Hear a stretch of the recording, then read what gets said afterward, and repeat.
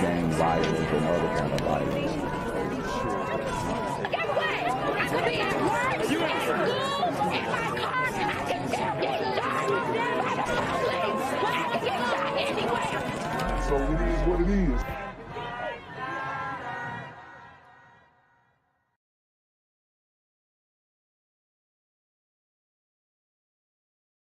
I'm here on the corner of MLK and Medgar Evers, and it's a very tranquil scene compared to just a couple hours ago where a drive-by shooting just took place. Excuse me, I'm getting live updates as we speak. I've just been updated to the amount of casualties from this drive-by shooting, and I'm getting reports that 2 people were actually declared deceased and 27 others were shot and injured but are in stable condition. And although we must pray for the families of the fallen, we must also praise God for the aim of the super gremlin. If you want to know more about the victims of this crime, make sure you add BGZM News 17 on Patreon at www.patreon.com/blackgenzmindset.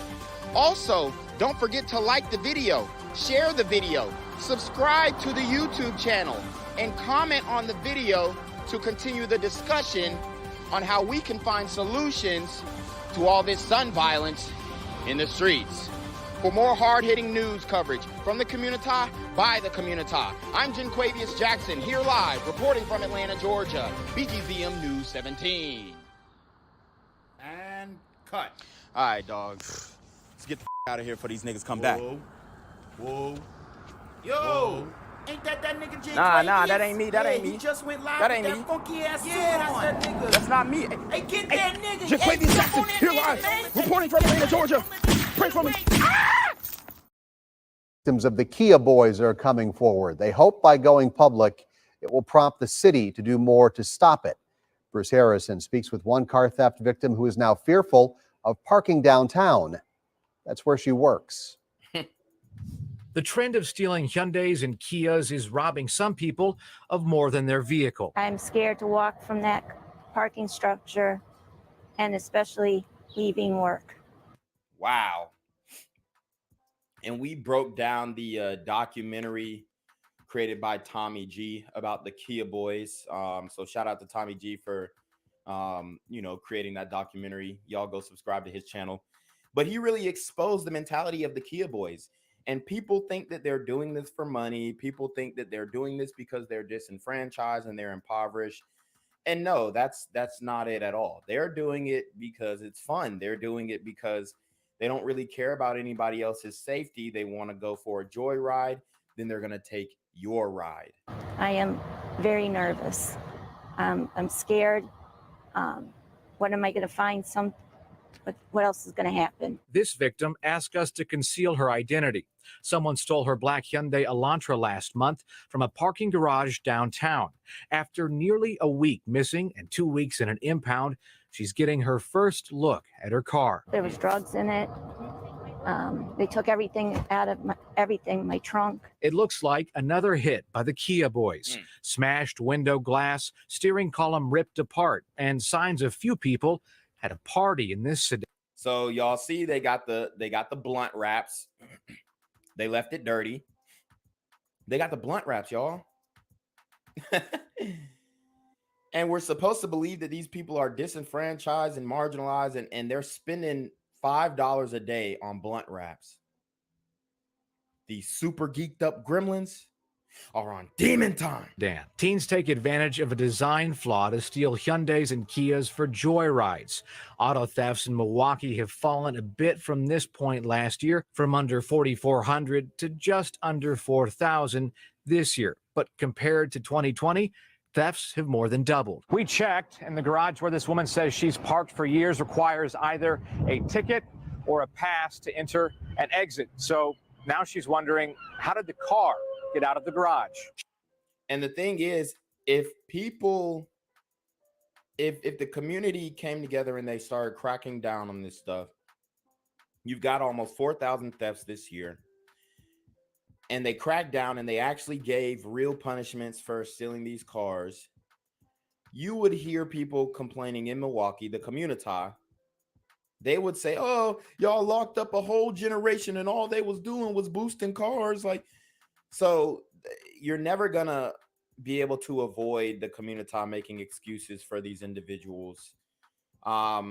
And that's why I don't think that there is a solution to this issue, because for one, they're not going to crack down on this crime at all. Okay.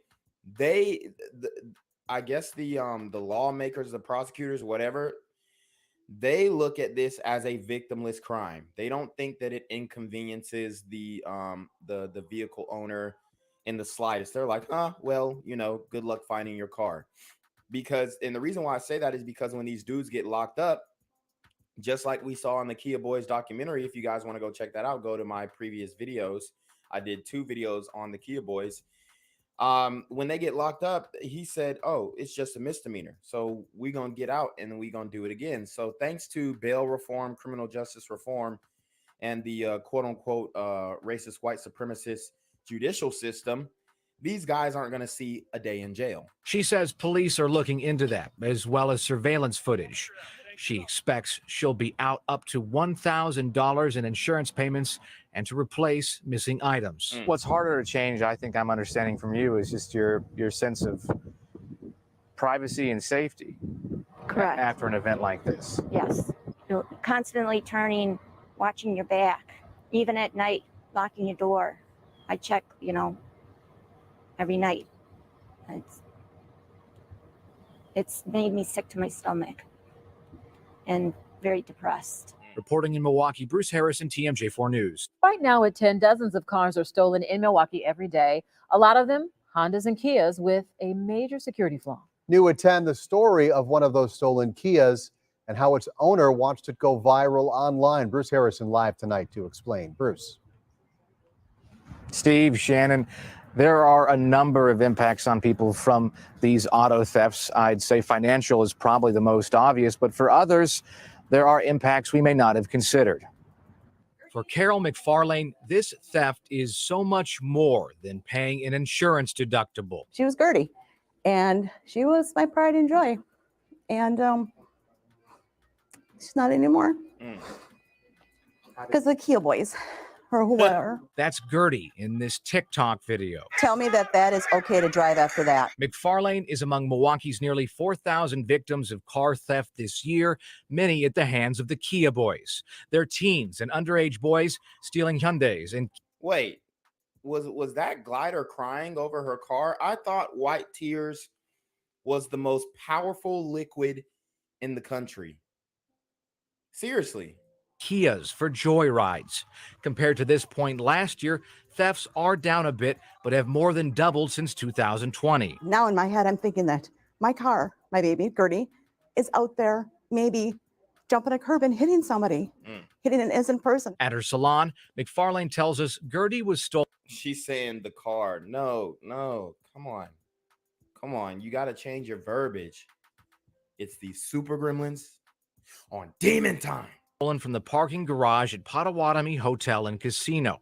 After a few days, police found Gertie abandoned and battered. No, I don't want her back. And if they do fix her and make me take her back, how safe would you feel after you watch this video of this car happen in a yard? For days, the car sat in lots with broken windows in the rain. She's going to have flood damage and she's going to be reported as stolen. How do you turn around and even sell that? How could I, even with a conscience, sell that car to anybody knowing what has been done to her? So far, McFarlane is out several $1,000s for insurance deductibles and items stolen from the car.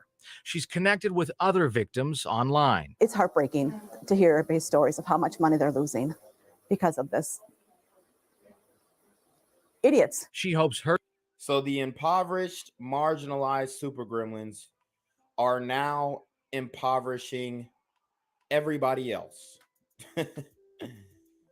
You cannot make this stuff up. Her story may help save others the possibility of losing money, but also a friend. Stop them. Stop them.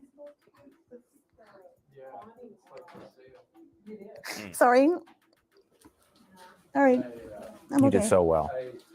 Thanks. I'm Ms. Gertie. Now, Potawatomi told us in a statement that it's working to improve security and collaborating with police as well to deal with these situations in that part of town where car thefts are on the rise, as well as across our entire city. Steve, Shannon? You can grow attached to your car. Bruce Harrison, thank you. I'm here on the corner of MLK and Frederick Douglass, where a shooting just took place. And as you can see, it's a pretty rough area. So I'm basically risking my life reporting on this madness. So make sure you do me a favor and hit the subscribe button. Like the video, hell, share the video. And make sure you go ahead and leave a comment down in the comment section to continue the discussion on how we can find solutions to all this son violence in the streets. I'm Janquavius Jackson, here live, reporting from Atlanta, Georgia, BGZM News 17. Anger and heartache at 37th and Brown Friday, the scene of Milwaukee's latest homicide. Their family learned someone shot and killed their loved one around 6:30 in the morning. How many gunshots do you think you heard? Probably like 7 or 8. It's pow, pow, pow, pow, pow, pow, pow, pow. And broad day, like 7, 8 o'clock in the morning. It's still early. People still sleep. People getting ready for work. People got to go to school. The super gremlins are up early and active. And this is Juneteenth weekend. It is despicable. It's a disgrace, okay? We went through Black History Month. If you guys have been following me since February, I was breaking down all of the atrocities and the abominations and the blasphemous behavior that was occurring during Black History Month by these super gremlins, okay? And I was on they behind. I was holding them accountable, but at the same time, we kind of just, I don't know, like it's like we just move on from it, But then now Juneteenth weekend, rears its ugly head, and we have these super gremlins terrorizing the community once again. This is a disgrace. We have, as a community, straight disgraced any civil rights activist, any civil rights movement. We have, like, as a community, we have been set back decades, maybe even a century, by the behavior displayed by these super gremlins on Demon Time. It's outrageous. It's too much. One witness who lives here in the area of 37th and Brown believes the shooting may have stemmed from an argument he heard on Thursday. You got too many people in the same area. And when you get people in the That's the problem, big bruh. Adriel, too many people in the same area. What kind of people? I mean, this is the proximity argument, right? Too many people in the same area. No, that's not the issue. There's a few issues here, okay? One, sisters, come get your kids, okay? That'll solve a lot right there. I mean, how many of these sisters even know where their children are at right now? Right now, just look over your shoulder, right? Look in every room in your house or your apartment, wherever you at, and make sure you know where your damn kids are, okay? That'll stop at least 50% of what's going on in the community. same area, sometimes people get on your nerves, but it's up to you to let that not bother you. It's up to you to keep it moving forward. It was less than 9 hours earlier, police found 3 people shot at 16th and Burleigh. First responders took 2 people to the hospital. A third man died. Those like Adriel Hughes. What's your reaction to hearing that? My reaction to hearing that is just too much violence. Fed up with scenes like this. In Milwaukee, Hannah Hilliard, WYSN 12 News. Police do not have anyone in custody related to either of these 2 shootings. The culture of Juneteenth is felt across Wisconsin this weekend. Oh, yeah, we know. We're not only feeling the culture of Juneteenth, which, what is the culture? right? What do you define as the culture? We're not only feeling it in Milwaukee, but we're feeling it in Atlanta. We're feeling it in New York City. We're feeling it in Los Angeles. We're feeling it in Houston. We're feeling it in New Orleans. We're feeling it in Chicago. We're actually feeling it in Memphis. We're feeling it in Jacksonville.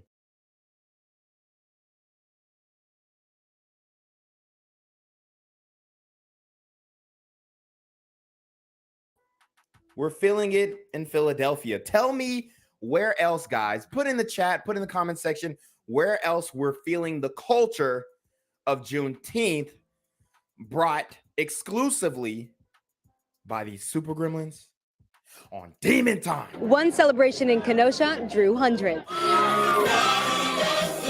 A Juneteenth celebration to remember. It's a really tradition that has came back to Kenosha. In a city that's endured heightened civil unrest throughout the past few years. When we came out of it last year, we wanted to have a great celebration for our Juneteenth here in Kenosha. So we reimagined it. We wanted the block party. I know he did not just say reimagine. I swear all of these leftists, it's like they have a leftist dictionary, a leftist thesaurus, where they just repeat the same phrases over and over and over again. I'm sorry, bruh, but there's no way you're going to be able to reimagine these super gremlins on Demon Time. And they delivered the food, the sounds, the smiles. Hundreds out enjoying the culture and spirit of Juneteenth. Seeing everybody come out, have a good time, fellowship, have good food. All of the performances going on has been really good. Wisconsin Governor Tony Evers also in attendance Saturday afternoon. The spirit and the resilience of black Wisconsinites is just tremendous. What? How? I mean, why do we even need to be resilient? What is making people be in, especially the governor, why is he so in awe about the resilience? Resilience to what? Resilience to who? Okay? This is just ridiculous. Like, they're not addressing any of the issues. Thank God the Juneteenth celebration didn't get shot up. But I'm sure if we just go around the country, we can definitely find a Juneteenth celebration that got shot up. I mean, it's ridiculous, man. It really is. Like, we need to stop with the partying, the cookout, the fun and party and bullshit. Like, this is not working. They're looking forward to a great future. Obviously, there's lots of things that are concerns of people about healthcare and education and so on, but that's all. Healthcare and education. That's all people are concerned about. Are you serious? What about the Kia boys? No mention of the Kia boys by the governor. No mention of these super gremlins on Demon Time. I just love the resilience, and we're gonna make some difference. The meaning behind the festivities, boiling down to one overall message: to celebrate, to recognize, to honor what has happened in the past, and to move forward. In Kenosha, Courtney Sisk, WISN 12 News. Gang violence and other kind of violence.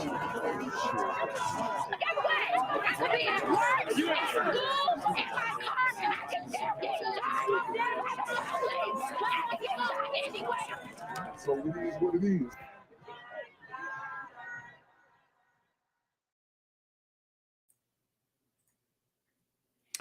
What's good, Shadow Realm? It's a Black Gen Z mindset. Make sure you go ahead and like, comment, share, subscribe, and let's get into the video. All right, so we have to talk about this Juneteenth weekend. It's pretty bad, and then I've also got some other stories that I'm backed up on. So I want to catch you guys up on that, but we did not have a successful Juneteenth weekend, guys. A lot of violence occurred during that weekend. All right. And as you guys know, the social media oligarchs have me pinned. So this video is completely demonetized, and it's going to be shadow ban, whatnot, censored. So just make sure if you want to show your gratitude, hit the Cash App at the PayPal. There is no super trap, but you can subscribe to the Patreon, which we are moving pretty much majority, if not all, activity to the Patreon by the end of the summer.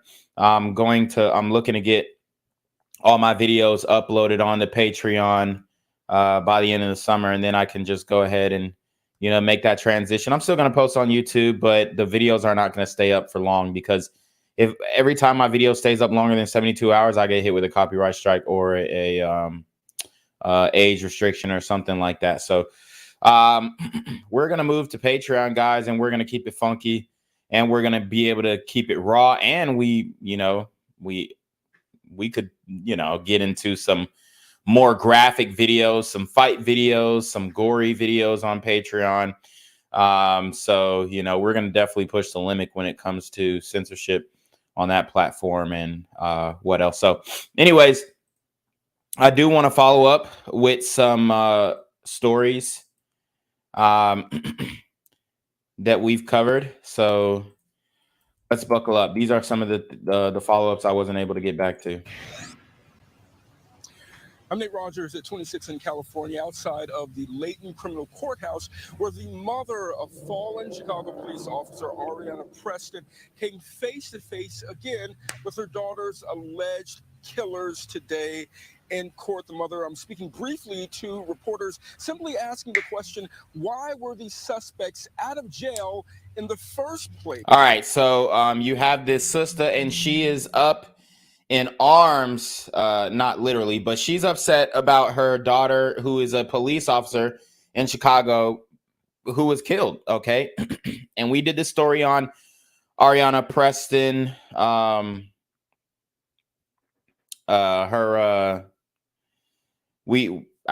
brutal murder. Honestly, we did the story. It was a very sad situation. Beautiful young lady. She was serving in the police force. She was doing everything right, and she was gunned down by 3 or 4 super gremlins, if I remember correctly. And she's asking, why were these people out in the first place? Why were they on the street? Why were they able to breathe free air? And ma'am, the reason why they were out is because, unfortunately, we know for a fact you voted for this. And this is the hard part. All right. The hard part is confronting why the things that are happening. And it all comes back down to what you allowed as a people. And it's not just Ma Dukes. It's, the man next to you, the woman next to you, the whole family. 82% of the community voted for the criminal justice reform nonsense. The minimizing certain violent charges in Illinois. You guys voted for this. This is something that you have asked for, if not begged for. So although this is a very sad situation, I do want to point that out, that, you guys have to start taking accountability as to why we're in the state that we're in. Shout out to Romero Dubois with the $20 Cash App, the first supporter and first sponsor of the stream. I really appreciate that. Oh, say less. So, the sisters, they're going to have to confront the skeletons that they're putting in their own closets.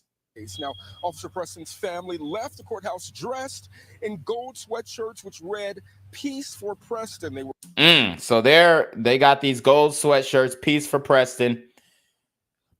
I told y'all niggas about the neck tattoos.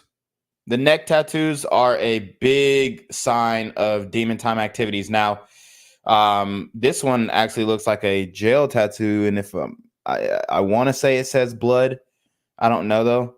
And then also the brow tattoo. He has 2 brow tattoos and a cheek tattoo. So those are definitely indicators of demon time. Travell Breland, obviously the thick neck tattoo here. Definitely indicators of demon time. All right. Now, here's the thing. These dudes, they pulled up and just aired the vehicle out. No regard for human life. And this is the day and age that we're living in. And this is, the type of mentality. I'm telling you guys, they don't care. They were smoking a blunt dedicated to the body that they caught. Afterwards, I guarantee. Were accompanied by dozens of uniformed Chicago police officers. Today, a grand jury indicted 19-year-olds Travell Breland and Joseph Brooks, 18-year-old Jaquan Buchanan, and 16-year-old Jalen Frazier, who is being charged as an adult, all of them facing first-degree murder charges. Officer Preston was killed outside her South Side home last month in what prosecutors say was a robbery attempt. The suspects are charged with robbing 5 others before getting to Preston. All of the men have extensive criminal backgrounds. Preston's mother today not holding back, calling for accountability on all levels. It's nice to get letters from the president, and it's nice for the mayor to say things about our. Shout out to Benny G for the $5 cash app. Oh, say less. Really appreciate that. Also, somebody 13 minutes ago sent a $5 PayPal. Definitely want to make sure that we give recognition to my guy Tom. Okay, you know who you are, Tom. I don't want to put you all the way on blast because you got your first and last on there. And then he also sent a $3 PayPal for the content. Oh, say less. Ariana and his speech, but we need action. We need tougher laws. We need people to stand up. So now they're asking for tougher laws. But what are the results of tougher laws? What is that going to result as? What conclusion are we going to come to if we get tougher laws? You're going to see more young black men and women locked up. That's what's going to happen. So be careful what you wish for, because if you're asking for tougher laws, that's going to mean that, we're going to need a 94 crime bill again. And something that has a little bit more teeth. Because that's what you're asking for. And from that perspective, a lot of people, especially a lot of Pan-Africans and pro-blacks, would say you're a coon and you're a sellout because we can police ourselves. You heard that one before, guys? Yeah, we all have. So I'm just trying to break down the logic of the community, because if I recall correctly, 2 years ago, it was defund the police. It was defund the police. Now it's we need stricter laws and more police funding. So with stricter laws, with more police funding, what is the conclusion? More black men and women being locked up. So if you're willing to, if you're willing to stomach that based off of, and I'm just using the train of thought from the community, okay? Don't think that I'm saying this as in what I feel, but I'm saying if you're using this logic to come to your conclusion, you're going to have to stand on it, because you're basing this off of only because your personal experience. You see what I'm saying? So your daughter, unfortunately, got deleted by 4 super gremlins who should have been locked up. One who was a juvenile, okay? And the other were definitely super teen gremlins, older teens though. But what I think what she's not really getting is because, the only reason that you, and it's going to sound fucked up, but it's just the truth. Well, the only reason why you care is because your daughter got killed.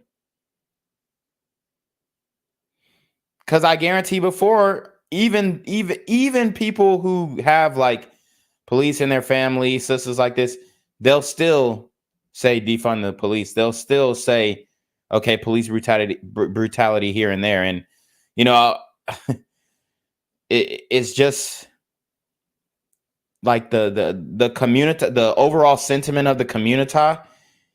It just blows like the wind, because we can't consistently have one, you know, general train of thought, because the people who are personally affected by these things, now they see the light, but by then it's too late. It's too late. We need people to raise their kids correctly. So she's saying what I'm saying. She's saying what I've been saying. I said, sisters, come get your kids. And now what is she saying? We need people to raise their kids better. And she said that with vigorous emotion. She meant that when she said that. Let's run it back, y'all. She meant that when she said it. Okay? She's talking to the sisters. And it's nice for the mayor to say things about Ariana in his speech, but we need action. We need tougher laws. We need people to stand up. We need people to raise their kids correctly. So you heard what she said, raise their kids correctly. And I know she's grieving, but they've been on me since the beginning. Ever since I started saying, sisters, come get your kids. They've been on my ass. Why you just keep saying, sisters, come get your kids? Why did it? Now she's saying it, and it's a problem. And the reason why I say, sisters, come get your kids, is because 80% of the children born into the community are, for one, born out of wedlock, and for two, born into single mother households. So that's why I say, sisters, come get y'all kids, because you're the ones who have custody. We need parents to be accountable for their kids' actions. And most importantly, we need justice for Ariana.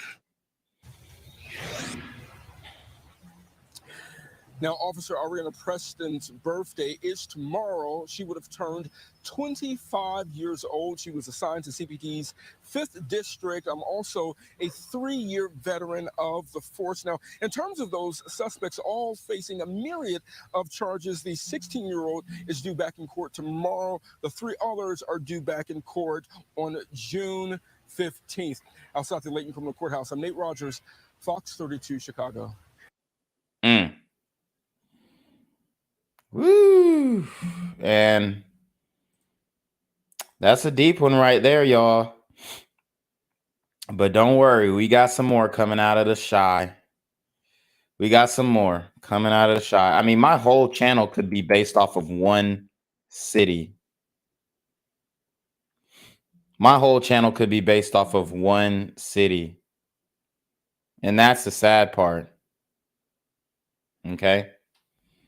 That's the sad part. We're just scratching the surface. Not even scratching the surface of Chicago.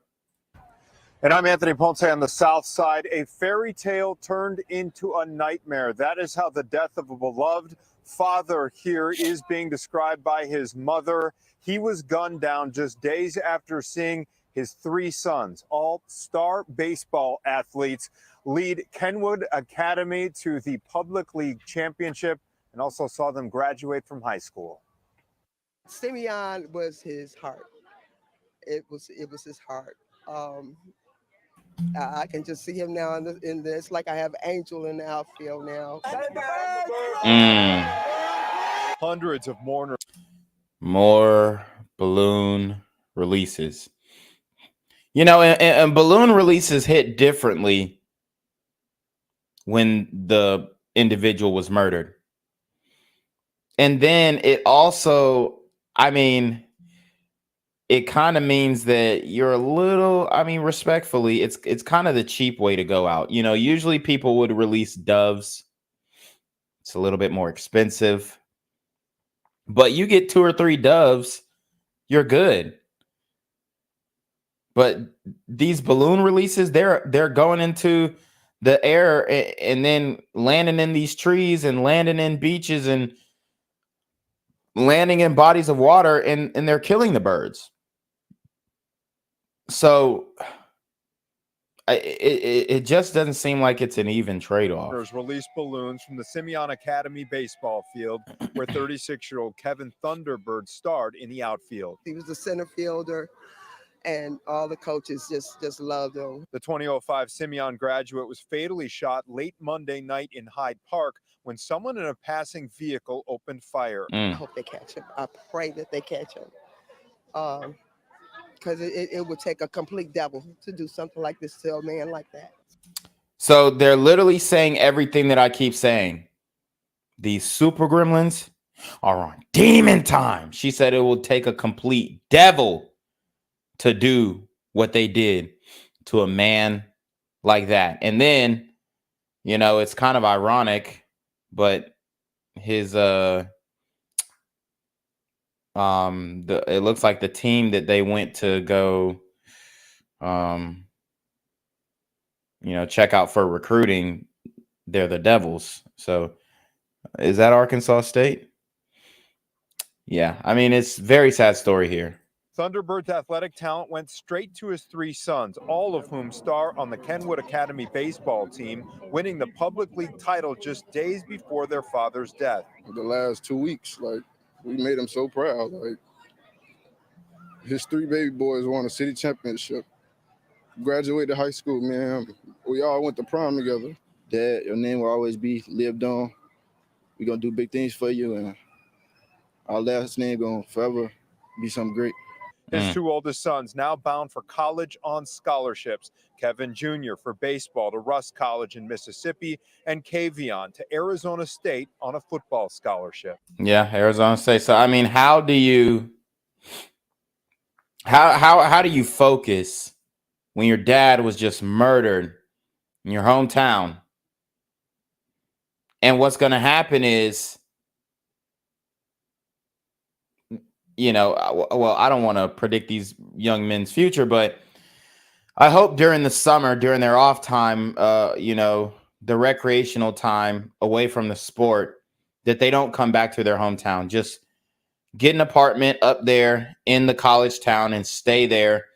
You'll be fine. You stay on campus, your life is streamlined to greatness. You come back to Chicago and call yourself giving back to your hood, you're fucked. And it's almost a guaranteed death sentence. There is no giving back anymore. That shit is dead. There is no way to give back. Because even if you give to these people, they're going to take it. Whether you were giving voluntarily or not. I just did a story on I mean, y'all saw it if y'all watched the last premiere. The white boy, he got robbed. He gave his shit up. He gave his shit up. He ran off and they shot him in the ass. So even if you give, they still gonna take.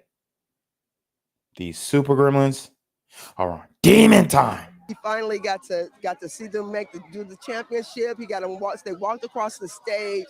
It was like a fairy tale the last few weeks, you know. And for it to turn into such a nightmare here, it's overwhelming. And Thunderbird's 3rd son couldn't be here tonight. He's actually down in Florida playing baseball in a scouting tournament there. Damn. No arrests have been made in Thunderbird's death. We're live in Chatham tonight. Anthony Ponce, Fox 32, Chicago. No arrests.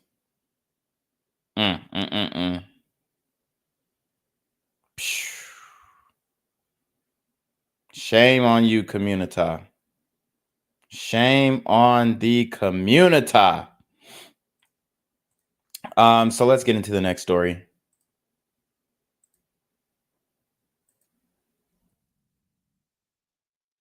Right now at 4:30, neighbors who tried to put a stop to a deadly mass shooting in the Oster neighborhood say their calls for help mostly went unanswered. One woman was killed, 6 others hurt. CBS 2's Charlie Namar joins us live. Charlie, neighbors told you they tried calling 911 to break up the crowd before the shooting.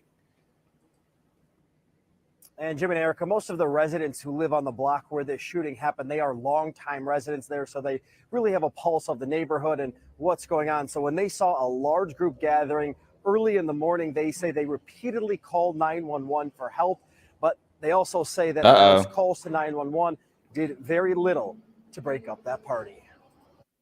Surveillance video shows the moments an argument led to gunshots on Iowa Street near Cicero Avenue. The smoke is visible from the shooter's gun before he runs away. 7 people were shot. 25-year-old Terry A. Adams died. That shouldn't have to happen. That girl should not be dead. Longtime resident Laurel Steele.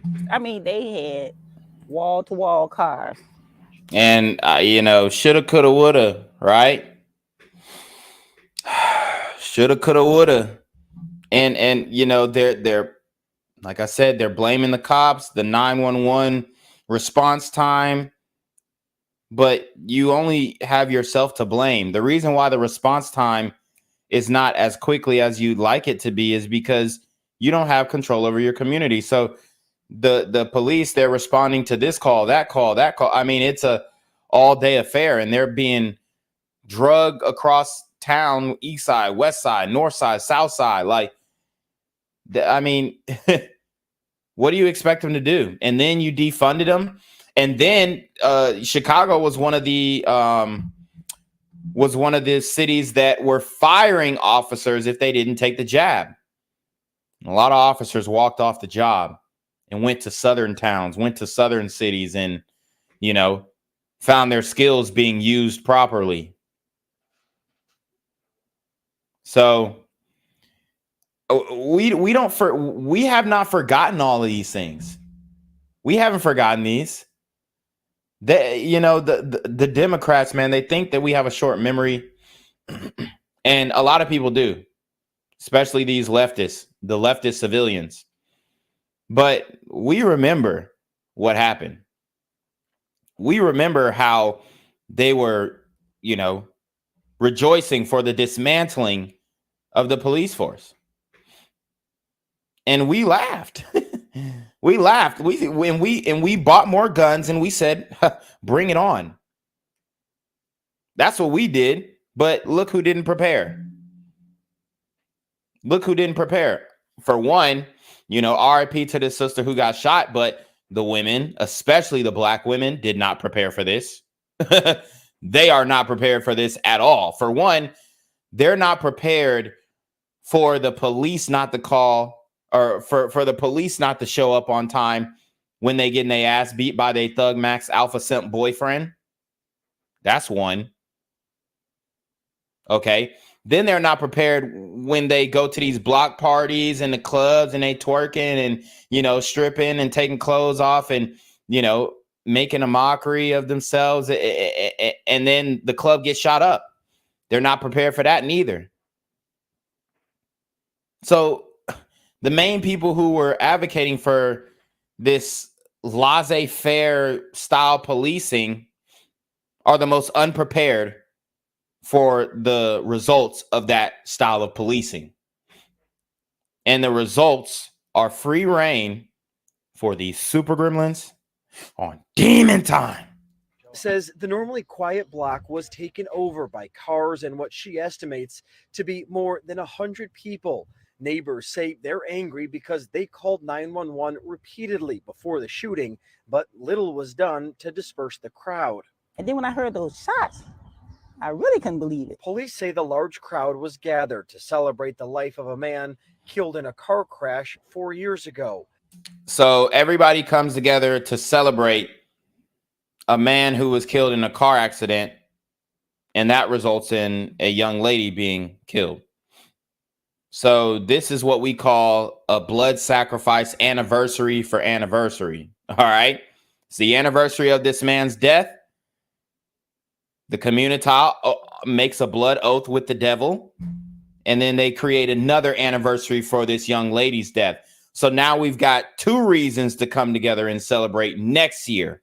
So now next year we can combine the block party with the brother who was, you know, killed in the car accident, and then we can also combine the same block party with the sister who was shot, and then somebody's gonna die in 2024, get killed in that party, and now we can have an even bigger crowd with, you know, celebrating 3 different anniversaries. So now this 2 for 1 special of Black bodies is now going to become a 3 for 1 special. So that's how it works in the community. This is the blood oath that, you know, we have signed over to the devil. I mean, it's really gotten to that point. It's really that serious. That's where we're at now in the community. We took the oath. We took the oath. And by the way that we continue to vote and behave and justify certain behaviors, it doesn't seem like we're letting up one bit. Steele called police after she heard the shots. When we called them the first time, they should have came, made those kids go home. That's what they should have told them, to go home, break it up. I mean, can't they tell them that? And at an event earlier today, we tried asking CPD's They should have just called a violence interrupter. interim superintendent about its response to this event before the shooting, but he did not take any questions.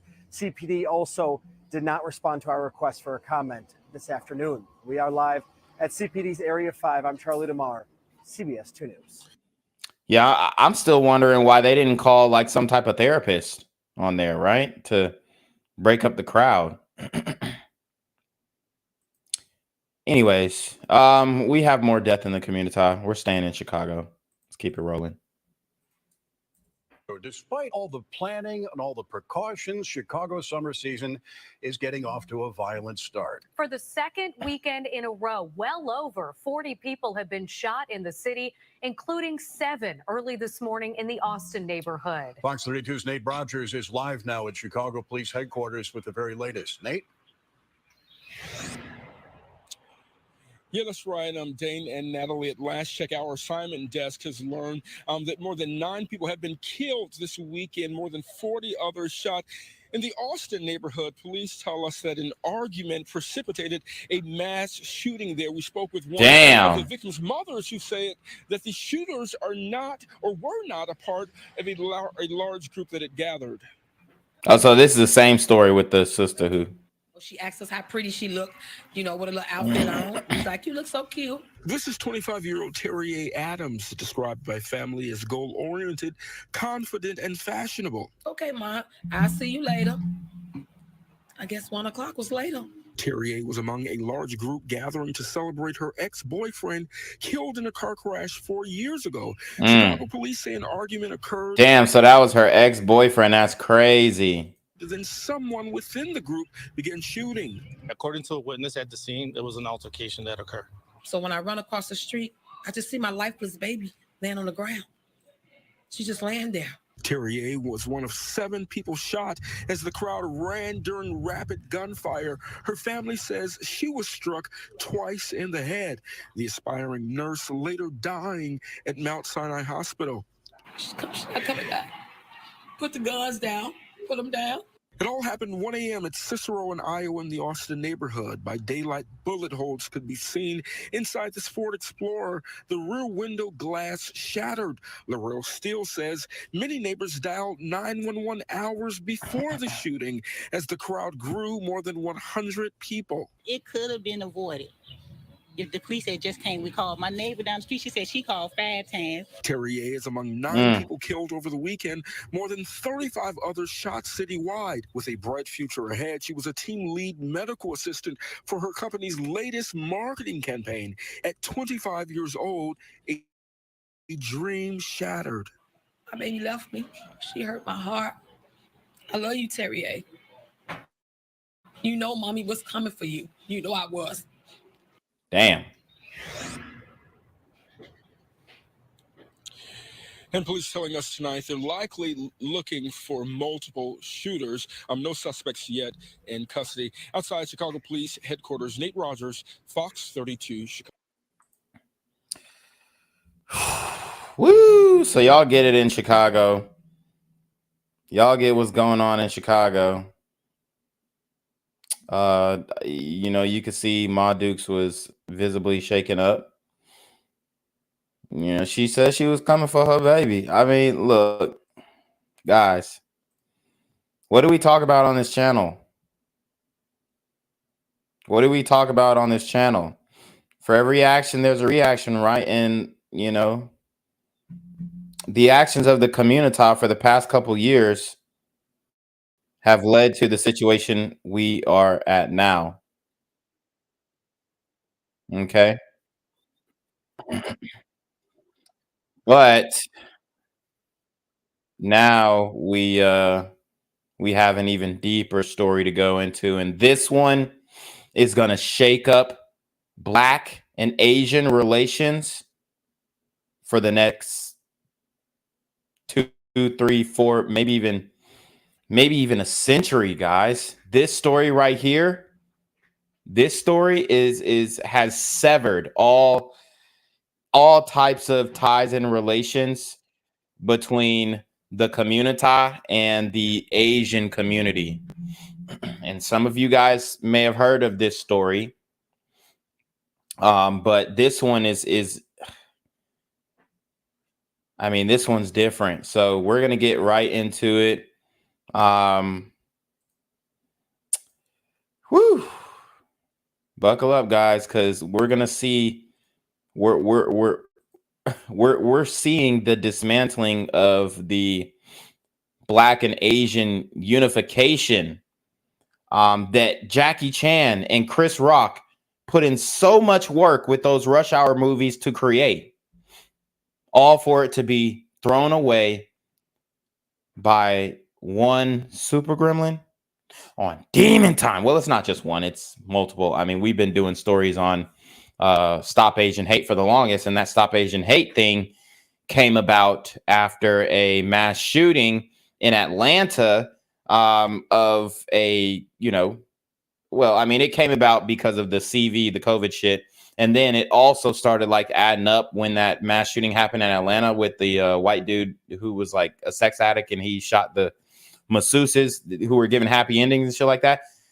And they tried to paint the narrative as if that was like the main cause for Asian hate, or the main, you know, impetus for Asian hate. And it's not. Unfortunately, the main threat towards Asians are coming from the community, and it's not pretty. It's an ugly form of racism that is oftentimes overlooked. Okay, it's a disappointing form of racism that the community should be able to empathize with, but they don't. They don't. When you search stories of Black on Asian crime, what you start to see is, especially if you go to any open forum, in the community, in the comments section, you see comments like, well, they've been, you know, eyeballing us every time we walk up in their stores, so I don't feel bad that this happened to them. I don't feel bad that that happened to them because they been ain't like us. And you hear this all the time, but it's just ridiculous what's going on. So let's keep going. Oh, man.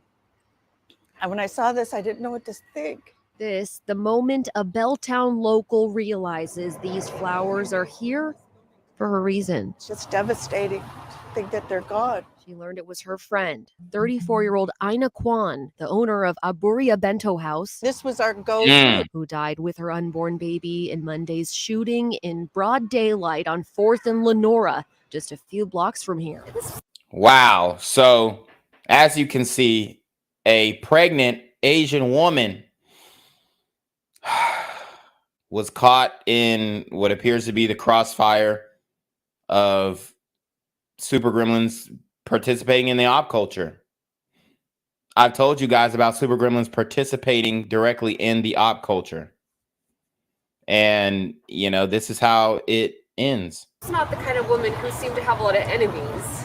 She had none. I can't think of one person. So the question is why? Court documents say a video shows, quote, no interaction between the suspect and the victims in the preceding block prior to the suspect running up to the victim's vehicle and shooting into it. Damn. So I thought it was like a crossfire situation where, you know, boom, we shooting across a block and whatever. No, this is Super Gremlins see her in the whip, pull up and air it out. They knew she wasn't an op. This was no mistaken identity. I think they wanted her. They wanted her. And, you know, the reason why they could have wanted her so badly is because, you know, maybe they went into the store. She said, hurry up and buy. And they were offended. And, you know, these Super Gremlins, they hold grudges. They're not letting things go. And, you know, in exchange, they are taking your life. And the fact that this woman was pregnant and they still did this to her. I mean, the fact they did this to her at all, for one. But, I mean, she's pregnant and there's just like no regard. There's no regard. And this is what people don't understand.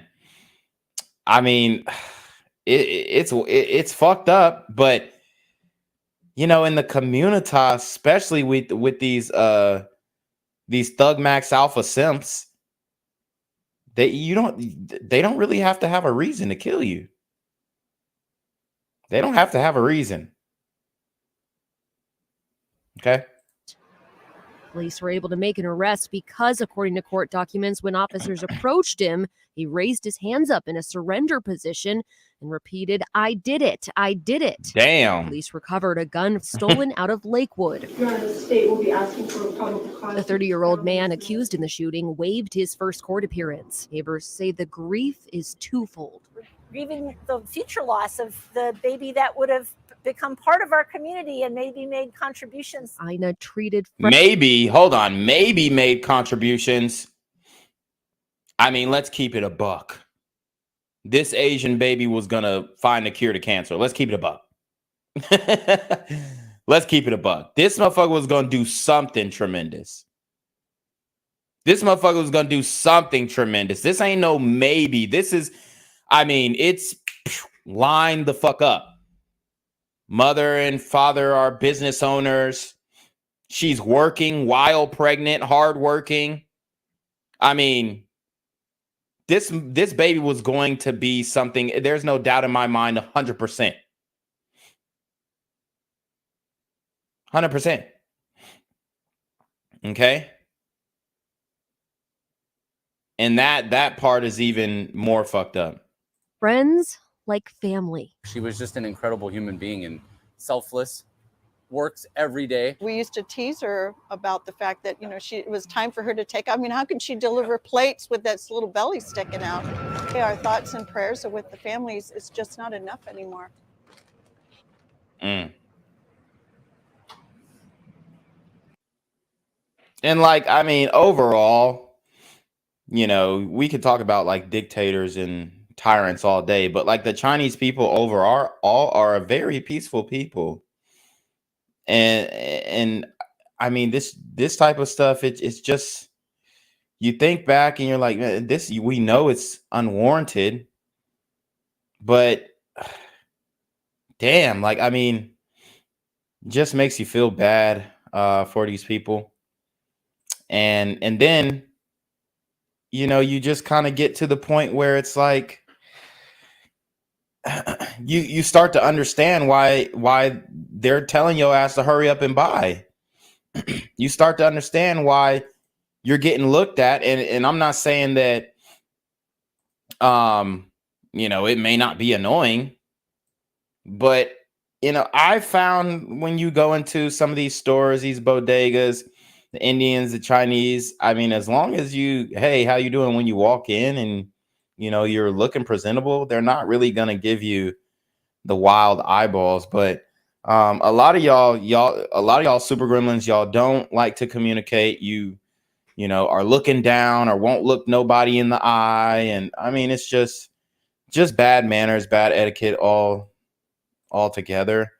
And that leads to people not wanting to be around you, do business with you. I mean, these things are very evident, not to mention just like the mass looting that's going on as well. I mean, there's a whole bunch of reasons why people are apprehensive to working with the community. And I think that it's about time we need to address those issues so that maybe there's a way that we can come back from them. At this point, doesn't look like there is, but you know, it is what it is. Now on Cairo 7 News. We begin tonight with dozens of people demanding action in downtown Seattle. This after an 8-month pregnant business owner is shot and killed by a stranger this week.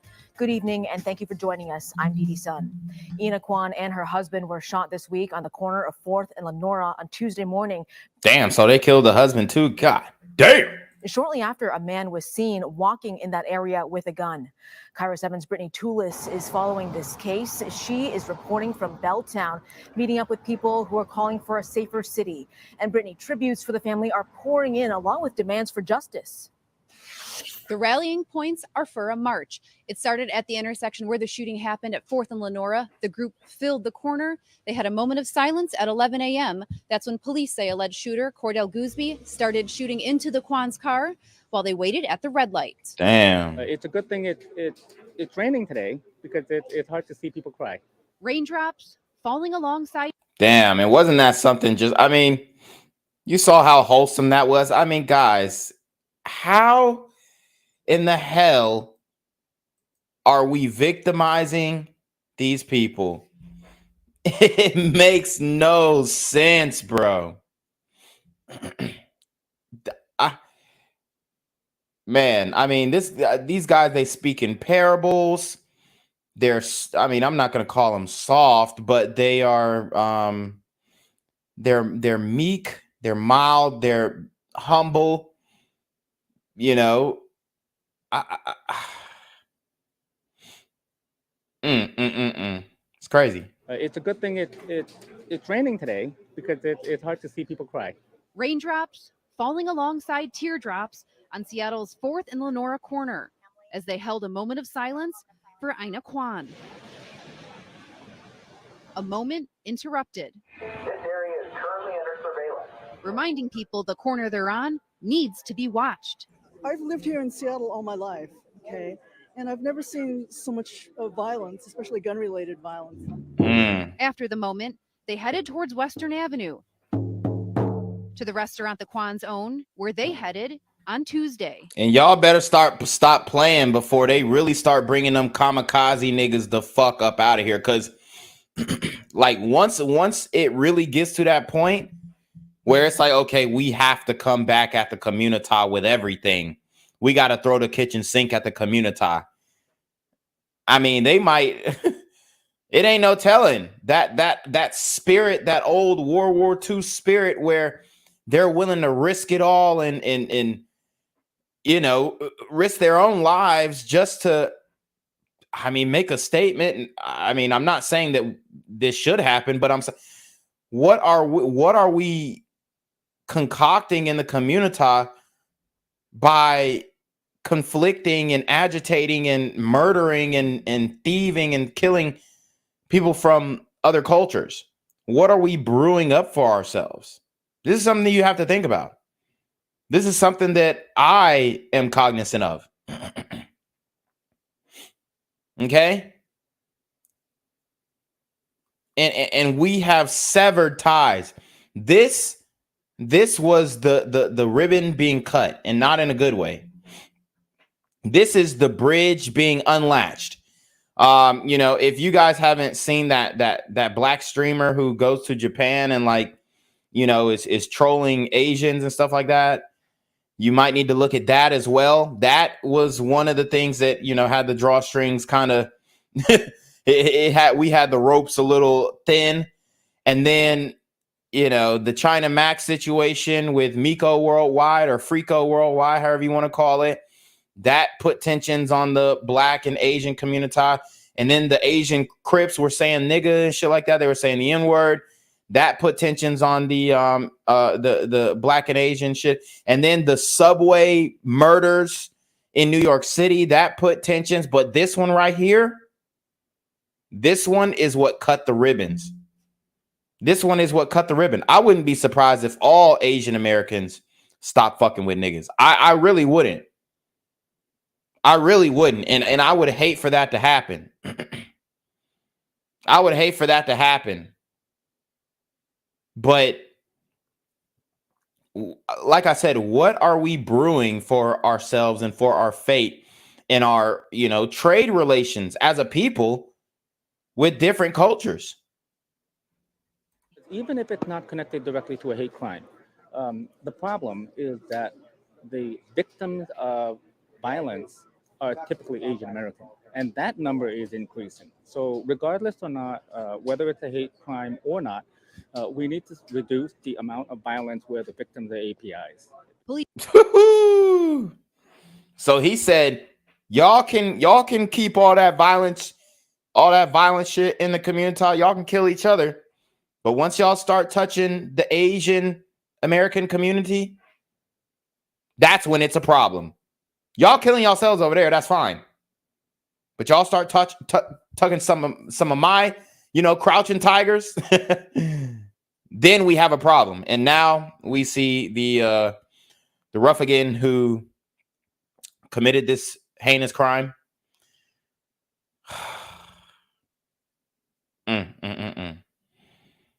What are we doing, community? Police haven't said the alleged shooter, Cordell Gooseby, targeted the Kwans because they're Asian. According to the FBI's National Incident-Based Report System, in 2021, the most recent numbers available show 5% of violent crime victims are Asian here in Washington state. That's higher than the national average that year. That national average also slightly increased between 2020 and 2021, And then if we look at who's doing who's perpetuating the violence upon the Asians, oh man, I mean, the data is just staggering. It's upsetting. It's almost hard to believe, but we are leading in cross-racial violence toward every single demographic, even ourselves.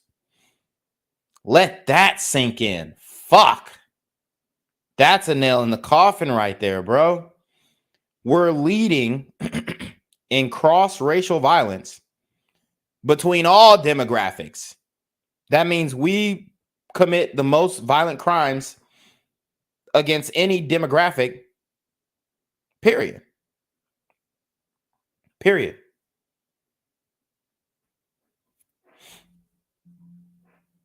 This is something we got to think about and actively acknowledge and resist. But how can we do that if we can't even stop killing each other? That's the point. This is what I'm saying. jumping up percentage points. It's time for the violence against Asians, especially Asian American women, Asian American women, to stop. And what does that mean? It's time for violence against Asians, specifically Asian American women, to stop. What does that mean? Who's doing the violence against Asian American? Asian men don't even commit the same level of violence. And we usually see, domestic violence rates, at a higher rate between, groups of the same, situation, right? Because most people are going to intermarry within their own ethnic group and whatnot. But I mean, you guys have to understand what this means. How do we stop Asian hate? Well, that's coming after the community. Simple. Is inclusive. That is the best form of inclusion, is making sure that everyone is safe regardless of your race, regardless of your sexual orientation. We want everyone to be safe. Prosecutors charged Gooseby Friday with 1 count of murder and another of attempted murder. Susanna Kyleman organized the march and hopes the call for change echoes from here. Please do not let today be the end of how we memorialize Ina and her family. Please let them. So here we have a huge contradiction. And I'm sorry to point this out from the elderly Asian woman. She's holding up, or holding down rather, a sign that says unity. #safety is inclusive. Well, this is where the fuck we had the issue at. I mean, this is where we're running into problems. The inclusive narrative. Some motherfuckers just don't deserve to be included. Okay? Some motherfuckers don't deserve inclusivity. All right. So this whole inclusive narrative, this is what got y'all ass in trouble in the first place. This is what is getting y'all ass killed in the first place. Sucks to say, but that's the reality. Like this sign is woke sign. This is woke. This is woke-esque. This is woke adjacent. This is an inappropriate. Honestly, in this instance, this sign is inappropriate. This is a sign that you want to see at a Black Lives Matter rally. You know, this is a sign that you want to see at an anti-January 6th, march or some shit. This is not a sign that you want to see when a black man just killed a pregnant Asian woman and shot her husband as well. I mean, so are we getting it? Are we understanding what's going on? Are we understanding what's need to be? These are questions that we as onlookers have. That's the beginning. This has to be a call to action. Just like that sign says, change. That's the overall message I got here today. The people who marched wanted their voices heard to keep the senseless violence from happening. There's also a GoFundMe for Sung and the 2-year-old left without a mother now. So far, it's almost doubled its goal. In downtown Seattle, Wow. Brittany Tulis, Cairo 7 News. Thank you, Brittany. Wow. On behalf of the black community, I want to apologize to the Asian community. Okay, on behalf of the community. I know it doesn't mean shit coming from me, right? Because I done got my black card taken multiple times, but I still deem it or find it appropriate to, just give a formal apology on behalf of the community. Okay. Yeah. So, all right, we're gonna keep digging into this story, figuring out some more details. But yeah, this one is rough. And this one is the one that put the nail in the coffin between black and Asian relations. All that damn work that fucking Jackie Chan and Chris Tucker did to mend the relationship between the black community, especially after the 92 riots in LA. I mean, just gone in the blink of an eye. In the blink of an eye. The relationship that was being mended through the early 2000s. I mean, there was unity, real unity between blacks and Asians in, early 2000s. Okay. And even if you look back, to, World War II, when the Japanese were put into internment camp, there was some type of sentiment of, Japanese, we feel your pain. Blacks, we feel your pain because we are marginalized in this, country in a way and whatnot. There was some type of unification there. Okay. Shout out to Romero Dubois. He says Bruce Lee started it. Yeah. Bruce Lee started it. Okay. Yeah. Because, a lot of niggas was definitely into the Bruce Lee shit. He said he was down with Kareem Abdul-Jabbar. Yeah. So, I mean, this is a little history lesson for you guys, but there was some type of unity between black and Asian relations, but now that has completely been severed. This is Seattle Now News at 10. I'm Andrea Nakano. A call to action by members of the community after a pregnant woman was shot and killed in Belltown on Tuesday. Seattle Now's Kayla Moeller reports. We need better policy now. Dozens of community members took to the streets where 34-year-old Ina Kwan was murdered just 4 days ago in broad daylight. Ina was pregnant with an innocent child, and both of their lives were senselessly. And guess what we don't see at this rally? Guess what we don't see at this rally? And this is a fucking disgrace. This is a fucking disgrace. Look into the crowd. Completely preventable. At the intersection. Let's look into the crowd. Look who we don't see showing up. This is fucking embarrassing.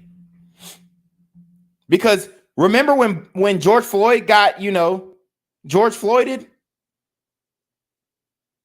Everybody showed up. White, black, Asian, Indian, Hispanic.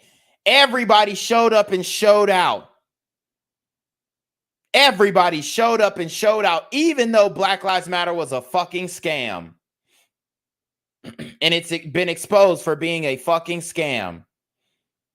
But what happens when a pregnant Asian woman is killed unjustly by a deranged super gremlin? Nothing, man. No turnout from the black community. No turnout from the community. I mean, we've got to be the biggest hypocritical racial demographic in the United States. And I would extend that to the world as well once we start getting into our documentary breakdowns of the most evil African kings. And we're going to do that. We're going to do that. I mean, we got shit. We damn near got we got some African kings in the community who will put Hitler to shame.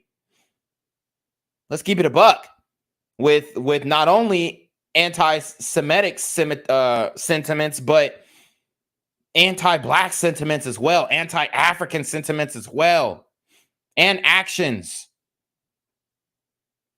So if you guys aren't following my Instagram, I posted that I was going to start doing a series on evil African kings, and we are going to break it down. These are going to be live streams that y'all probably have never before seen, never heard of, different perspectives. We're going to break down so many different African kings, bro. You're going to be like, God damn, I was never taught any of this shit. And I mean, it's a very sad situation that's going on in the motherland, right? But let's bring it back to the States. Very hypocritical from the community not to show up to this woman's peace rally. Very hypocritical.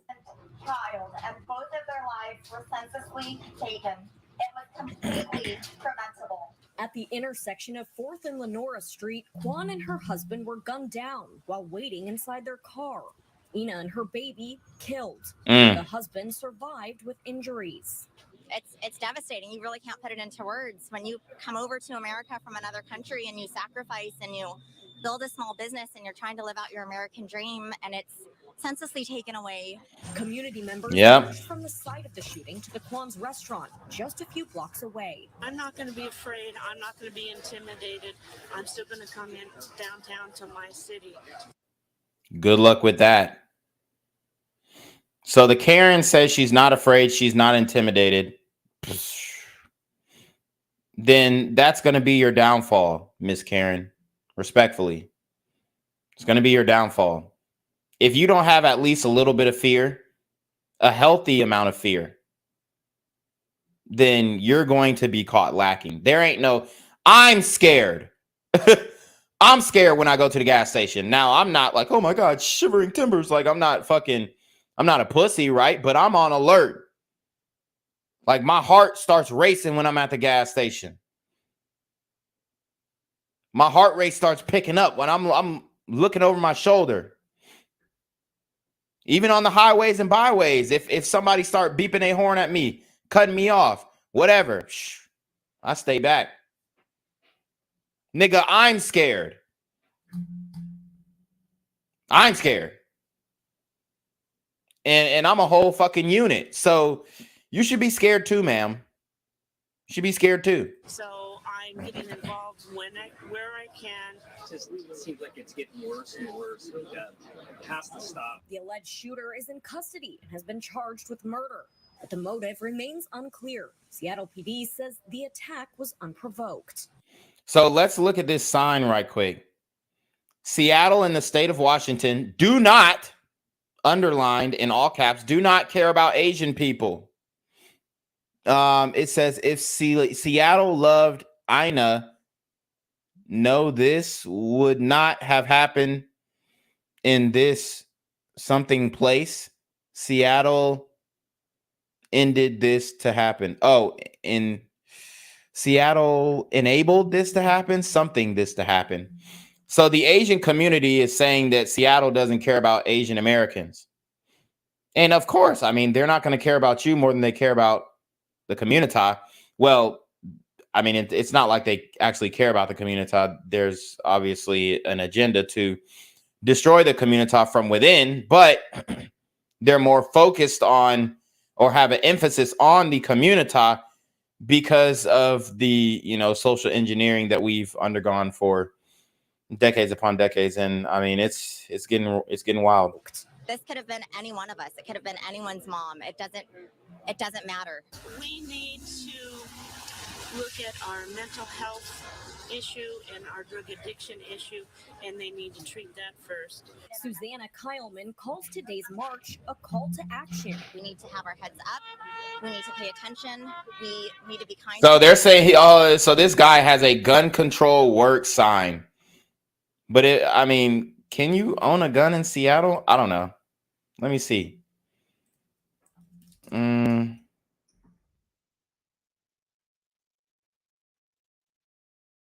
Let's see. If I was okay, so it says Washington statute directly prohibits openly carrying a firearm. So it says you need to be a Seattle resident to apply for a permit.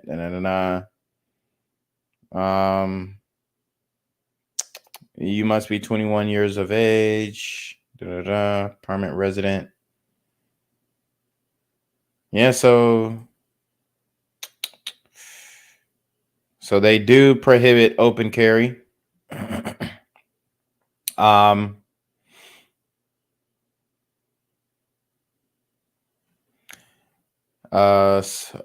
man.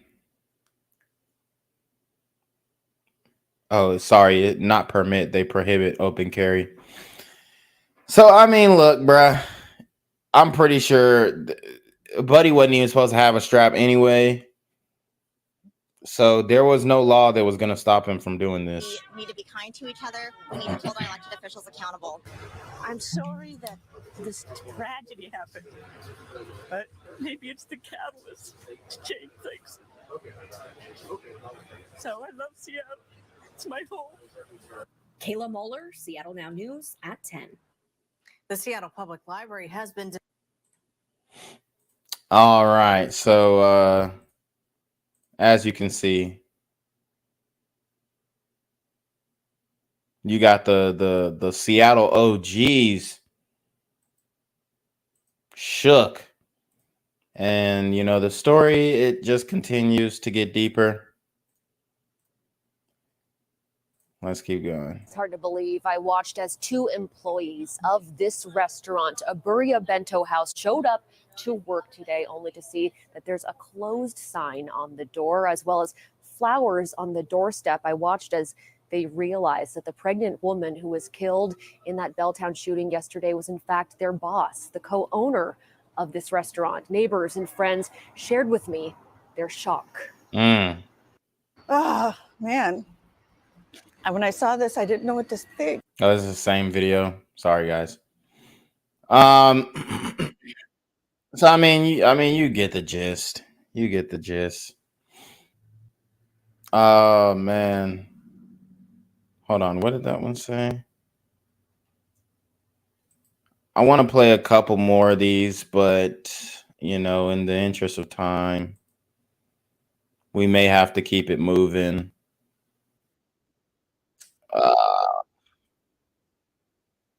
Damn it. Sorry, this ad's coming up.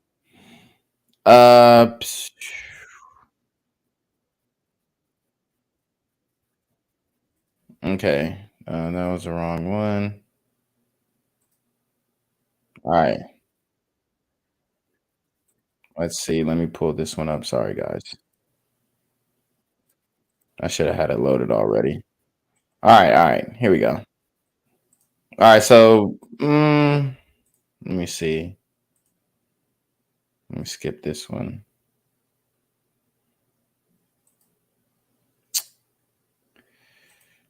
Let's see. All right. All right, so let's get into this one, and then we'll move on to the Juneteenth topic and wrap it up right there. Pregnant woman who was killed at random in Seattle's Belltown neighborhood.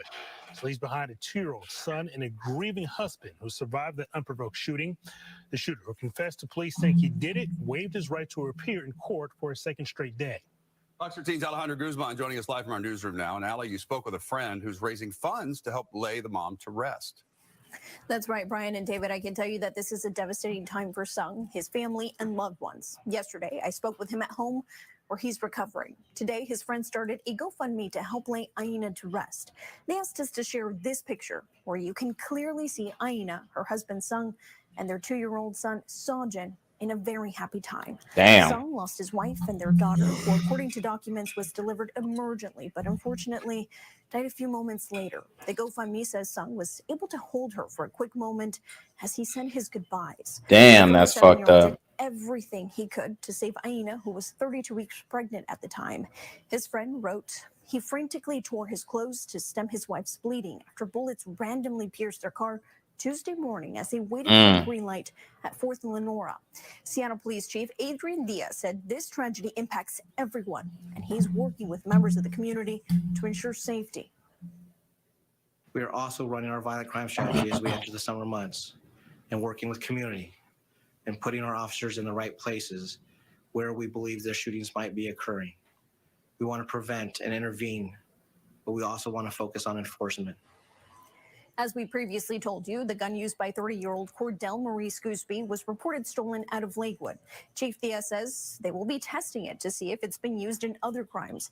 He also says in the first 5 months of this year, officers have recovered 629 guns, the most ever in that time span.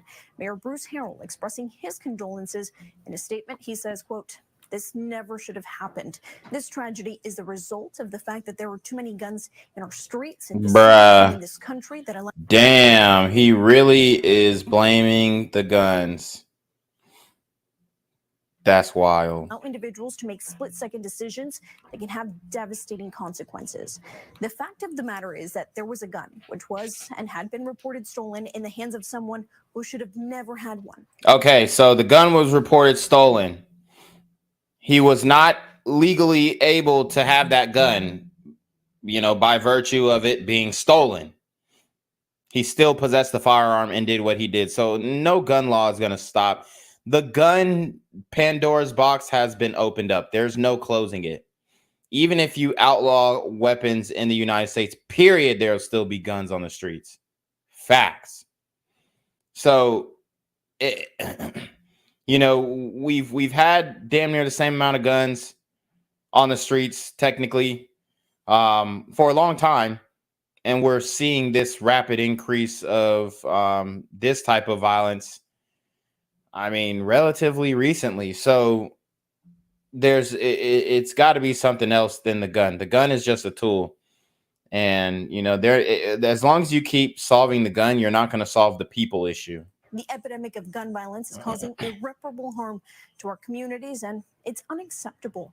In the meantime, loved ones are trying to raise money to help bring Aina's family from Korea to the U.S. just in time to lay her to rest.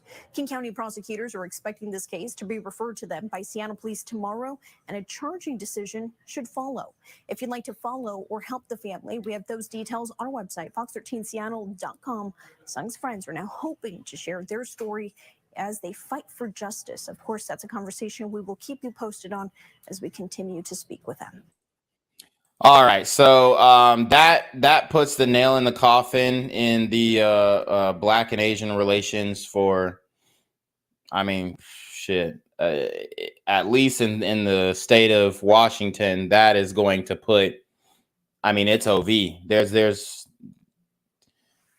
It's almost like how the fuck can you even go on at that point? So very sad situation. Now let's get into this Juneteenth stuff. I advise you guys to type in Juneteenth shootings 2023, and boom, it's just going to be story after story after story. It's an eternity of stories that I can't even cover them all. And I wish I could, and I wish I had time to, but I don't. And, you know, it is what it is. But let's get into it. Here in this country. Looking at CDC data, a new report this month by the... At least 12 people were killed since Friday. Here in this country, holiday weekend celebrations in several cities have been torn apart by gunfire. At least 12 people were killed since Friday. Elise Preston has more on the violent weekend. At a Juneteenth celebration in Willowbrook, Illinois, God 1 dead, damn. 22 injured. Just, I mean, at a Juneteenth celebration, that calls for alarm. Why the fuck are niggas going to a Juneteenth celebration? It makes no sense. It makes no sense. Oh, shout out to Stacy. She says, Black Gen Z so sexy. Okay, you know, shout out to Stacy. You feel what I'm saying? Oh, say less. But anyways, why are we going to a Juneteenth celebration in general? Y'all already know what that was going to be about. Juneteenth has just like it's really just become a glorified, you know, day for blood sacrifice in the community. That's really what it's come down to. At a party in St. Louis, Missouri, 1 dead, 9 injured, all Damn. teenagers. All those attending will carry with them the scars, physical and mental, from the gun violence that tore into their lives. And you can see the St. Louis mayor has her traditional African garb on.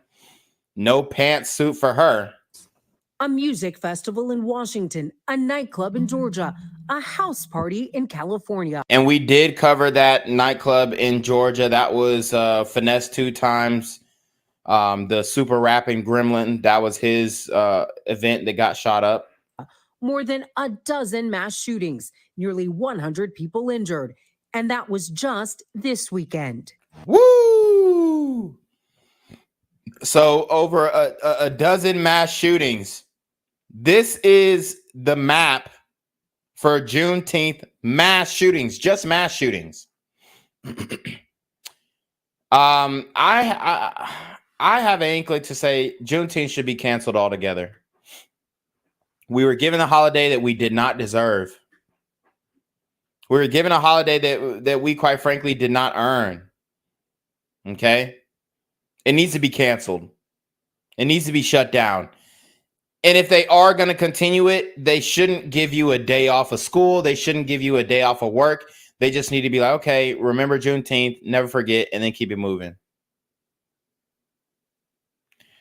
Because this is absolutely ridiculous. These super gremlins are on demon time. Let me be clear. We will not tolerate such acts of violence in our community. So far this year, more than 800 children and teenagers have been killed by guns, which includes homicides and suicides, and it's part of a startling trend.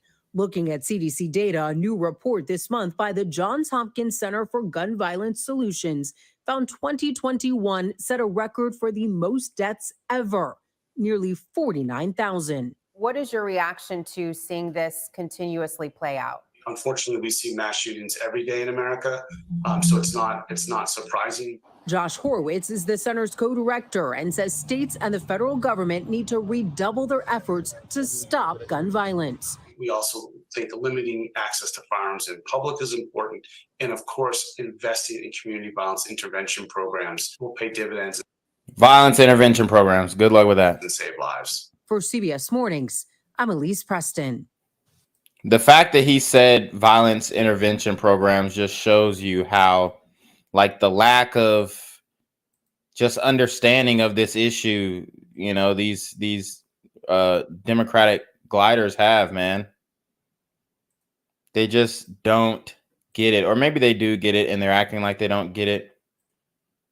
They don't get it. 20 minutes after Juneteenth celebrations wrapped up on these streets. Jesus, save her, Jesus. Yes, Lord. Horror broke out near MLK and Chambers in Milwaukee following an argument. So she thinks that she's just gonna, you know, speak tongues over this nigga and he's gonna get up and start walking and he's gonna be fine. Man, we got some issues, bruh. And shooting that left 6 young people injured.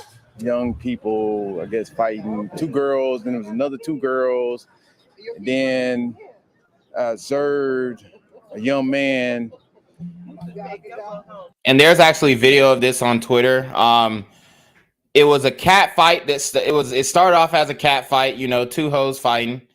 And then it escalated, and some, deranged nigga pulled out a firearm and aired the block out. And then there you have it. If I should have that video on my Twitter, so I might pull that joint up. But yeah, it started off as 2 black women. Okay, I found it. Yeah, here we go. It's bad. Anyways, let's keep going. Just pull out a gun and start shooting. This man, who wanted to be identified as Mr. Jenkins, says he tried to help a girl shot in the neck. I just applied pressure to it and talked to her a little bit, try to keep her calm and not panic. Wow, I mean, at least, we have some black men out here who are trying to administer life-saving solutions, but, is it working? We don't know. And it's a lot of chaos. Of the 6 injured, Milwaukee police say 4 are females and 2 males, with ages ranging from 14 to 19. Do you know what the fight was over? No, I do not, but I know this much. It was not worth what happened.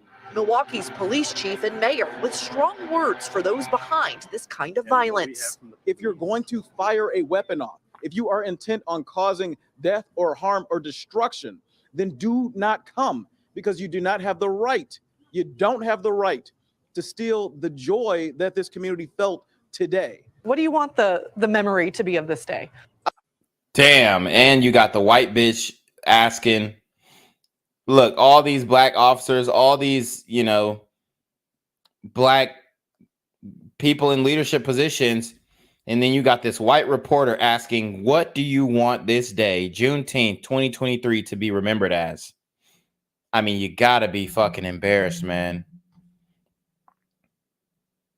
I mean, the community, at some point, we're just gonna have to swallow our pride and say, hey, we can't do this.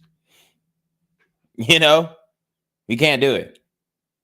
Can't do it alone, at least. I want for folks to know that Juneteenth was a safe event. Look. What the fuck? And that's the problem. He could literally say with a straight face that Juneteenth was a safe event after 6 people were shot, 1 killed.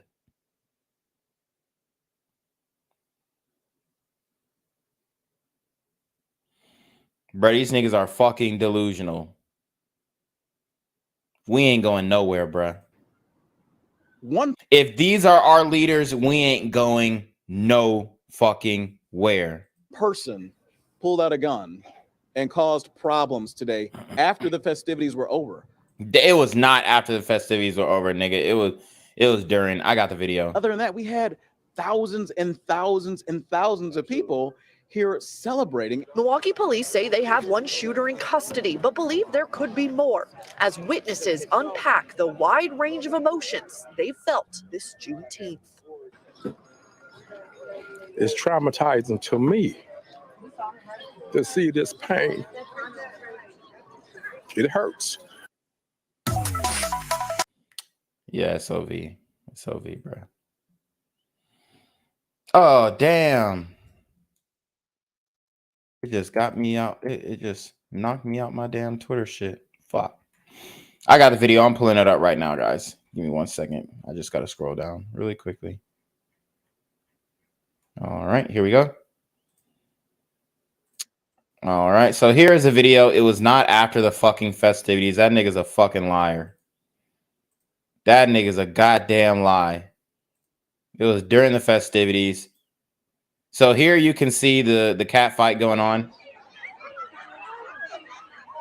Bitch, you better get your motherfucking ass. I'm about to pull your shit out.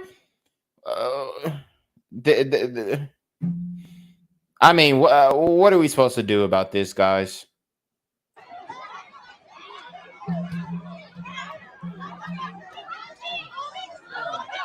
You got this big ass bitch fighting this little bitch. It's crazy. There she go.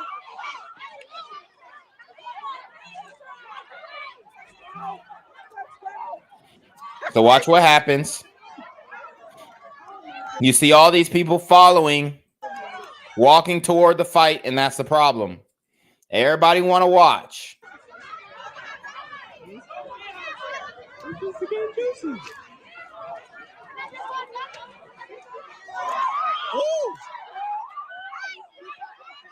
All right. So here is the perpetrator. Here is the shooter. As you can see, when he walked up, he really had no reason to pull his firearm. It was a generally fair fight. You know, it's not ever fair, you know, when you're fighting one of these hoes. But it was generally a fair fight. And then, look. The Thug Max Alpha Simp, he's pulling the strap. As you can see, he has it in, you know, front of his cock, honestly. He pulls it out. Then he backs up and starts bussing. The cameraman saw he pulled out the firearm and he took off.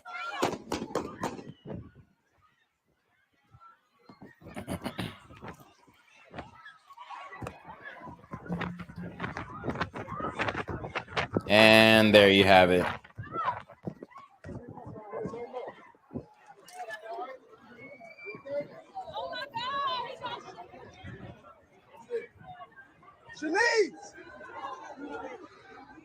My nigga, you done left Shanice. You done left Shanice, big dog. That bitch gone with the wind, nigga. But yes, so what's going on in during Juneteenth, man? And we're gonna. That was Milwaukee. We got another one in fucking San Diego.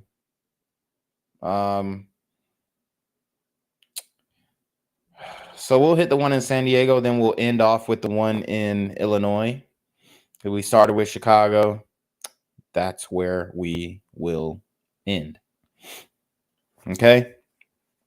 So, oof, man. Woo.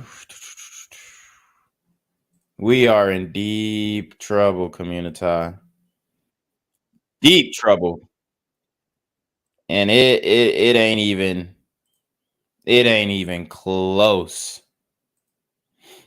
It ain't even close.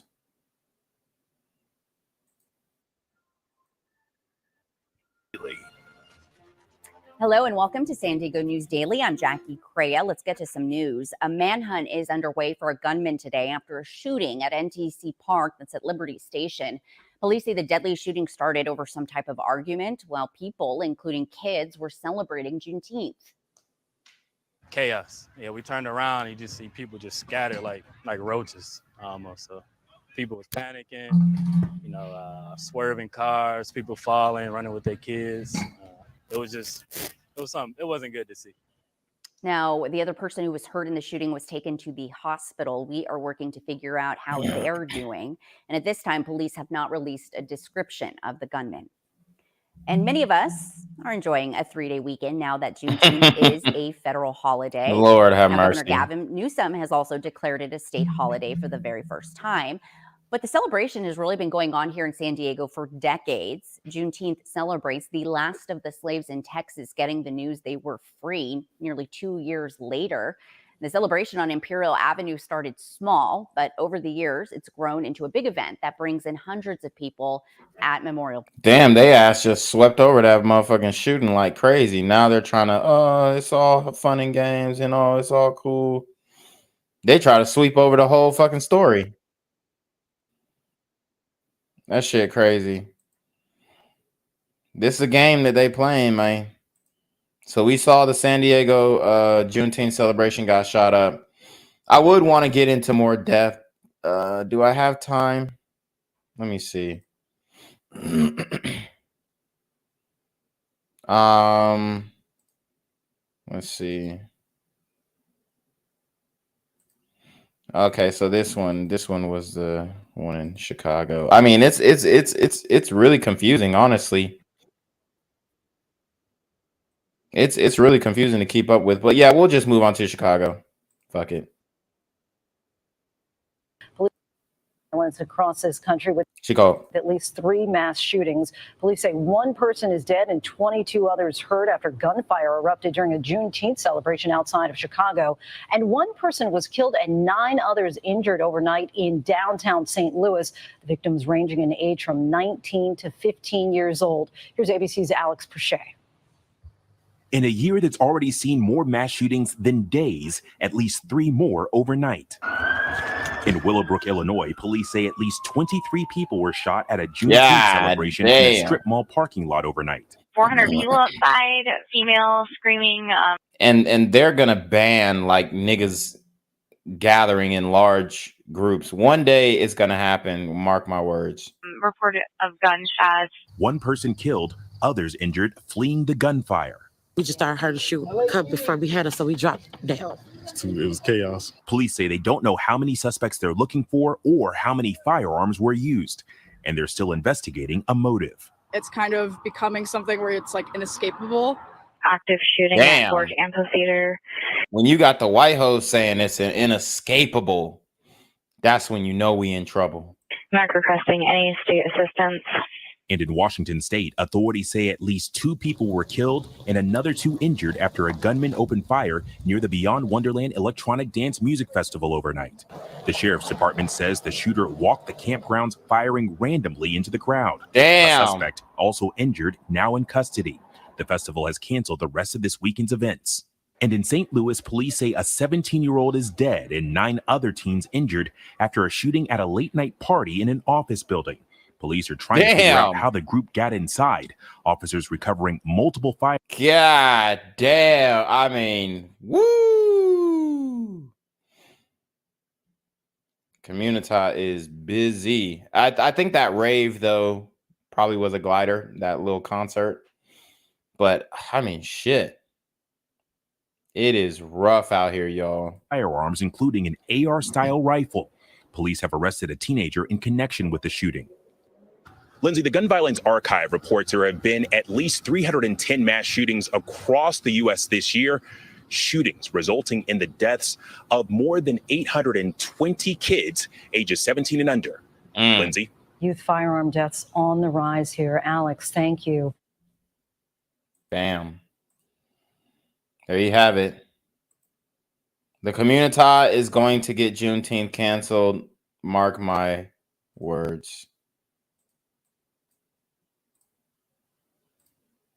Judy, an attorney representing the victim's family, says that this was a 3rd annual Juneteenth celebration, and he says it had gotten violent in the past. Now, tonight, investigators are trying to figure out exactly who was responsible for. So the 3rd annual Juneteenth celebration, and it's gotten violent in the past. But guess who can't recognize the pattern? Damn community. Fuck. This year's violence, where nearly 24 people were shot. By handheld light, investigators are still intensely picking through remnants of deadly pandemonium. Somewhere in this taped-off, now days-old suburban crime scene, police are hoping to find an indicator of who unloaded on a crowd of Juneteenth revelers. I came out earlier in the night, and it felt a little rowdy. It felt off, so I ended up going in the house. And about 15 minutes later, I heard it felt rowdy. It felt off. I mean, it's like you have to talk around it. She knows what she meant to say. It was too many niggas, bro. Let's just keep it a buck. It was too many niggas out there. They were acting a fool. It was too many blunts being rolled. It was too many niggas with sagging pants. Like, let's. I mean, it's time to start being frank and honest and upfront about what's going on in the community. It was just.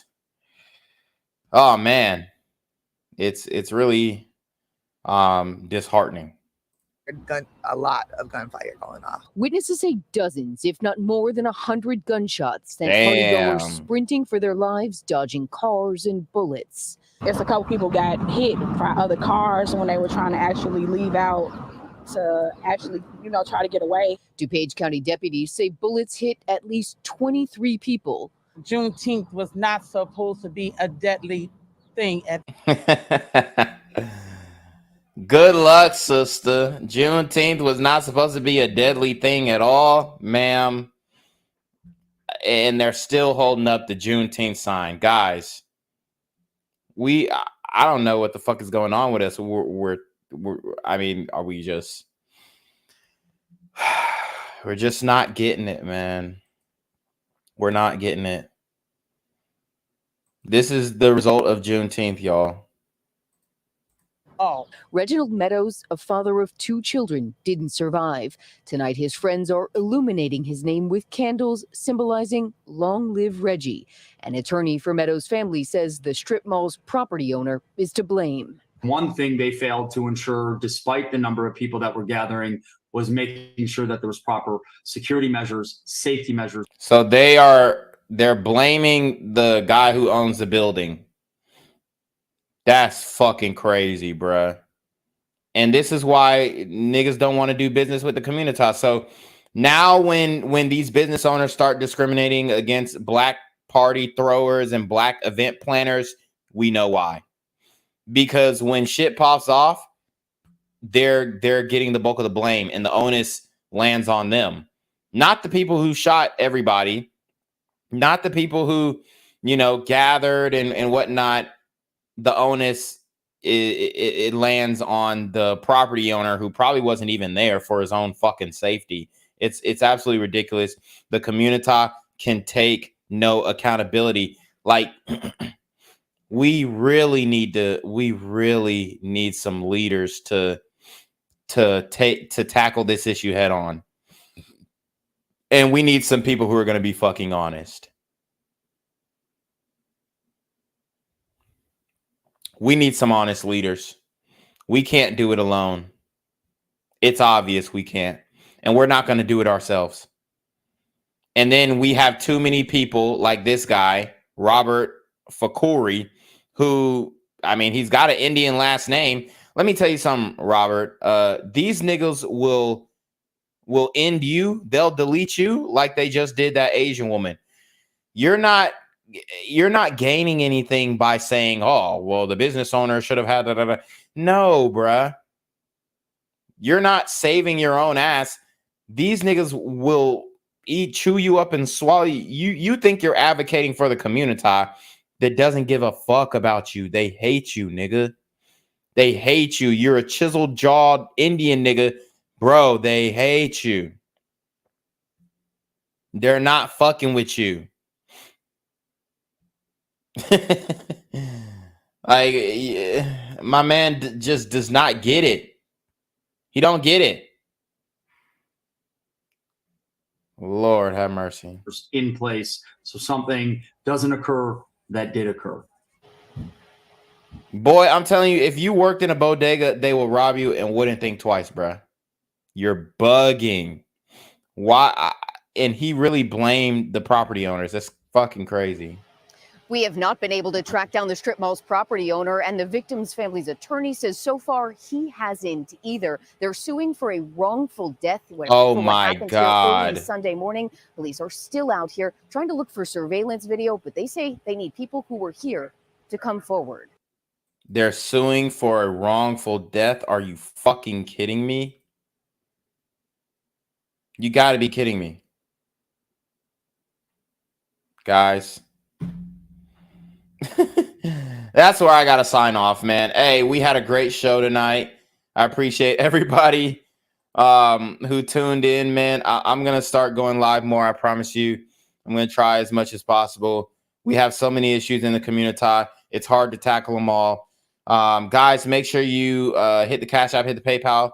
There is no super trap. This channel is completely demonetized. So your likes, your comments, I definitely would greatly appreciate. If you could leave a comment immediately after the stream ends. We have 69 people in the building. I need to see 69 comments 5 minutes after the stream ends, guys. And that will suffice.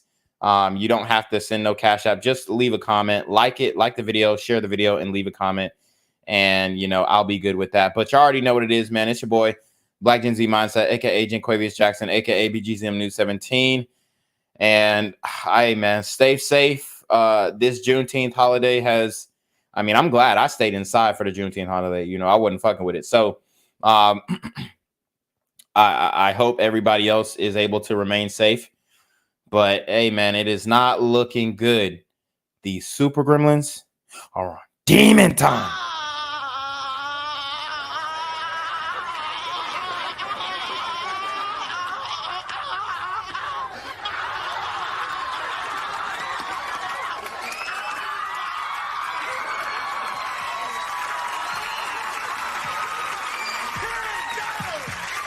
Yo, what's good, BGZM News 17 family? I'm at the corner of Jesse Jackson and Marcus Garvey, and I got some bad news for you. As you can see, I lost my job. I'm out here living in cardboard boxes outside of boarded up vacant homes. YouTube said I'm done getting money out here in these streets. They even took my funky ass suit. So anything right now would help. So go ahead and hit that Cash App, hit that PayPal, hit that GoFundMe. Hell, cop the merch. Or if you want to make the long-term commitment to the Jinquavius Jackson Fund, join the Patreon so that I can continue to put out top-notch content each and every day. Also, check out the Rumble, where there is absolutely no censorship. Link in the description box below. Hey, yo, ain't that nigga Jinquavius? Yo, I recognize. No, that's not me no more. Hey, yo, run your pocket. Y'all killing me with this shit. Do the opposite of Antonio Brown and take What all your more shit do off. you want from me?